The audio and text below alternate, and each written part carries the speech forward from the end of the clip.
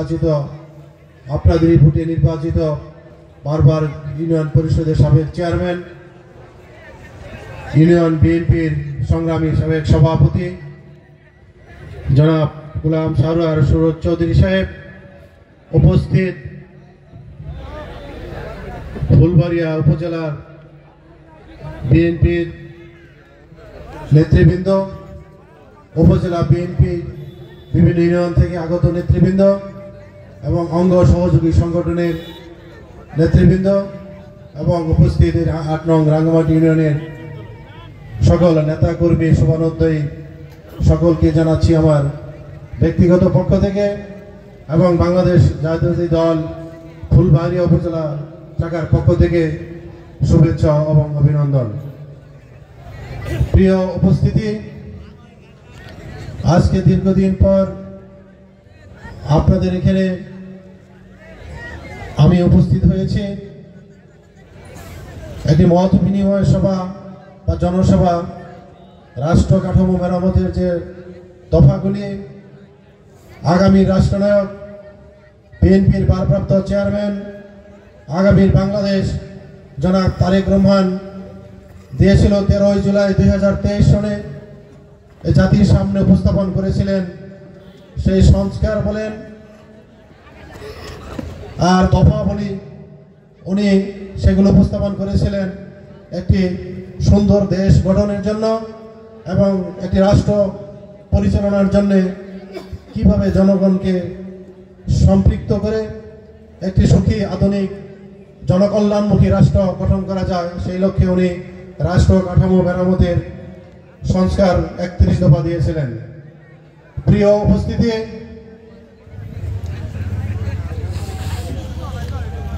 গত জুলাই আগস্টের এই বিপ্লবের মাধ্যমে যে 5ই আগস্টে যে গণ অভ্যুত্থান হয়েছিল, এই গণ অভ্যুত্থানের মাধ্যমে ফ্যাসিস্ট তাবেদার স্বৈরাচার সরকারের পতন হয়েছে এবং সেই ফ্যাসিস্ট সরকারের প্রধান শেখ হাসিনা সহ তার ওই সন্ত্রাসী বাহিনী, গডফাদার সহ কিছু অংশ এই দেশ থেকে পালিয়ে চলে গেছে। সমস্ত এখনো যায়নি, বাকি দোসররা এখনো কিন্তু বিভিন্ন প্রশাসনের মাধ্যমে, বিভিন্ন সংগঠনের মাধ্যমে তারা কিন্তু দেশে বিচরণ করছে এবং তারা মাঝে মধ্যে দেশকে অস্থিতিশীল পরিস্থিতি তৈরি করার চেষ্টা করছে। এই দেশে জুলাই আগস্টের যে বিপ্লব সংগঠিত হয়েছিল, সেই বিপ্লবের পূর্বেই বাংলাদেশ জাতীয়তাবাদী দল বিএনপি সহ অন্যান্য রাজনৈতিক সংগঠন, বিরোধী রাজনৈতিক সংগঠনগুলো এদেশে 17 বছর যাবৎ একটি ফ্যাসিস্ট সরকারের বিরুদ্ধে, একটি তাবেদার সরকারের বিরুদ্ধে যে মাঠে রাজপথে যে সংগ্রাম করেছে, রাজপথে রক্ত দিয়েছে এবং শত শহীদের রক্তের বিনিময়ে অর্জিত আজকের এই বাংলাদেশ। প্রিয় উপস্থিতি, শুধু বাংলাদেশ জাতীয়তাবাদী দল বিএনপির 400-র অধিক নেতা কর্মী এই রাষ্ট্রকে, এই বাংলাদেশকে মানচিত্রে রাখার জন্য 400-র অধিক বাংলাদেশ জাতীয়তাবাদী দলের নেতা কর্মীরা রাজপথে রক্ত দিয়ে শহীদ হয়েছে, যার বিনিময়ে আজকের এই বাংলাদেশ। এবং প্রিয় নেতৃবৃন্দ, আপনারা জানেন জুলাই আগস্ট বিপ্লব সহ গত 15 থেকে 17 বছর এই দেশের 2000-এর অধিক নেতা কর্মী এই দেশের আমাদের এই মানচিত্রকে টিকিয়ে রাখার জন্য, এই স্বাধীন সার্বভৌমকে টিকিয়ে রাখার জন্য 2000-এর অধিক নেতা কর্মী তাদের বুকের তাজা রক্ত রাজপথে দিয়ে আজকের এই বাংলাদেশ এখানে দাঁড়িয়ে আমরা আপনাদের সম্মুখে কথা বলছি এবং আপনাদের গণতান্ত্রিক অধিকার ফিরিয়ে এসেছে। কিন্তু আবারও সেই গণতান্ত্রিক অধিকারকে ছিনিয়ে নেওয়ার জন্য ফ্যাসিস্ট সরকার দেশে থেকে বিদেশে থেকে চক্রান্ত করছে। কাজে আমাদেরকে অধিক সচেতন হতে হবে। এই ফ্যাসিস্ট যেন কোনোদিনই আবার এই দেশে মাথা চারা দিয়ে উঠতে না পারে, আমাদের এই মাতৃভূমিকে নিয়ে তারা যেন আর কোনোদিন ছিনিমিনি খেলতে না পারে। কাজে আমাদেরকে সচেষ্ট থাকতে হবে, আমাদেরকে চোখ কান খোলা রাখতে হবে। আমি আজকে বাংলাদেশ জাতীয়তাবাদী দল ময়মনসিংহ দক্ষিণ শাখার উদ্যোগে একটি বিভাগীয় কমিশনার এবং ডিআইজির কাছে আমাদের একটি স্মারকলিপি দেওয়ার ছিল, যেটি হচ্ছে যে এই তাবেদার এবং ফ্যাসিস্ট সরকার দেশের আনাচে কানাচে বিভিন্ন শহরে এবং প্রশাসনের মধ্যে গাপটি মেরে আছে, তারা বিভিন্নভাবে অস্থিতিশীল করার চেষ্টা করছে এবং আমাদেরকে বিভিন্ন উন্নয়নমূলক কাজে তারা এখনো বাধা তৈরি করছে এবং বাধার সৃষ্টি করছে। কাজেই আমি ময়মনসিংহ জেলা এবং বিভাগের যে আমরা স্মারকলিপি দিয়েছি, সেই সমস্ত স্মারকলিপিতে সুস্পষ্টভাবে বিভিন্ন দফা উল্লেখ করা আছে।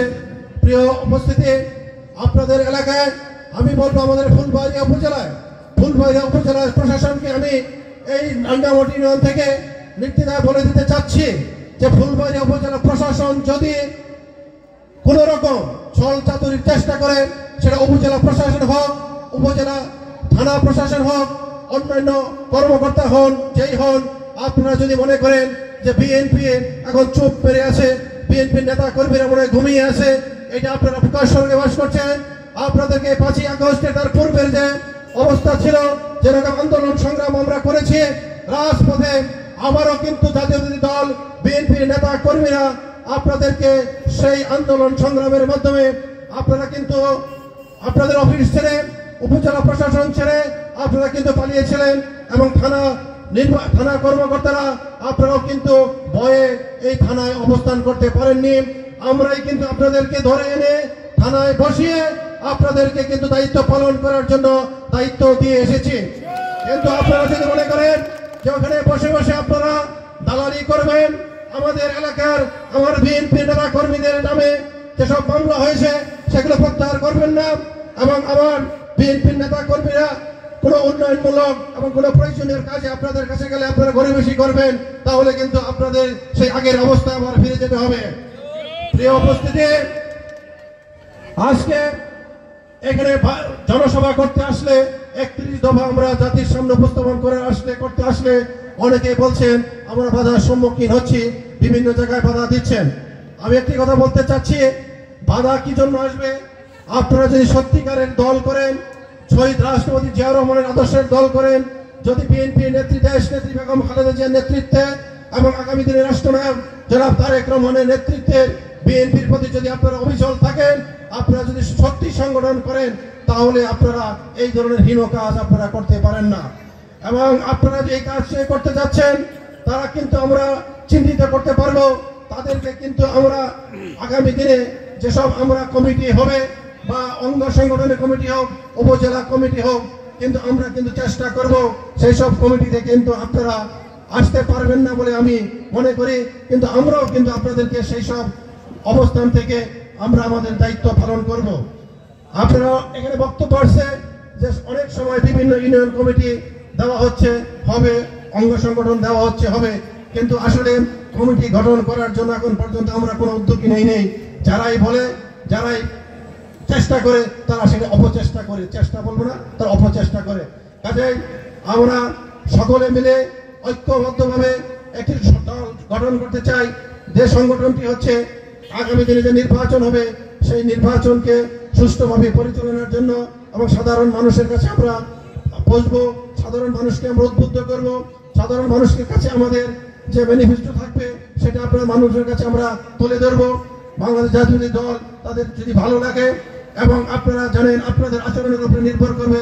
আমি এই রাঙ্গামাটি ইউনিয়ন থেকে আমার নেতা কর্মীদের প্রতি আমি উদাত্ত আহ্বান জানাবো, এমন কোনো আচরণ আপনারা করবেন না যাতে আমাদের বিএনপি ভোট কমে যায় বা আমাদের নেতা জনাব তারেক রহমানের নির্দেশের আমরা অপেক্ষা করি।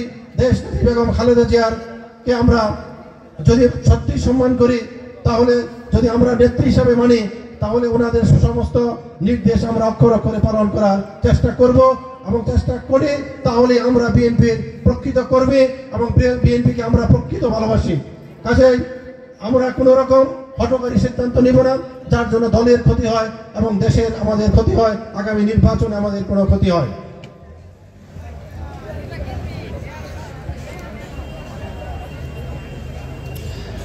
আমরা একটি জিনিস আমি সবসময় বলি আপনাদেরকে, যে আমরা বিএনপির মূল হচ্ছে তৃণমূল।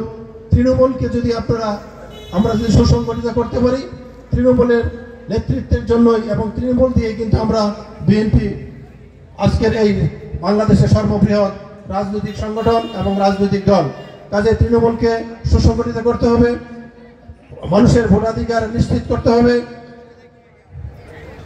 বাংলাদেশ জাতীয়তাবাদী দল বিএনপি হচ্ছে বাংলাদেশ, আপনারা জানেন 1971 সনে শহীদ রাষ্ট্রপতি জিয়াউর রহমান স্বাধীনতার ঘোষণার মধ্য দিয়ে এই দেশের স্বাধীনতা সংগ্রামে উনি নিজে যুদ্ধ করেছিলেন।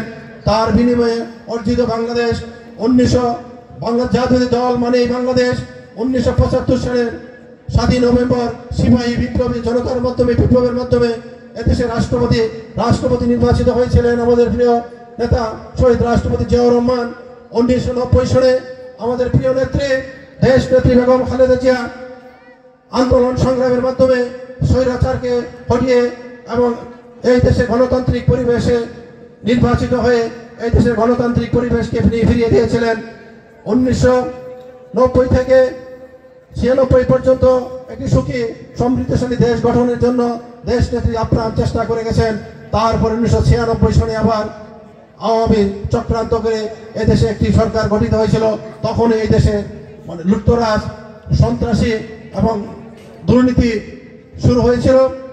2001 সনে আমার বিএনপি সরকার গঠন করেছিল এবং দেশ নেত্রী বেগম খালেদা জিয়ার নেতৃত্বে যে সরকার গঠিত হয়েছিল সেই সরকার জানেন আপনারা এলাকা সহ সমস্ত বাংলাদেশে একটি উন্নয়নের ম্যাপ তৈরি করেছিলেন।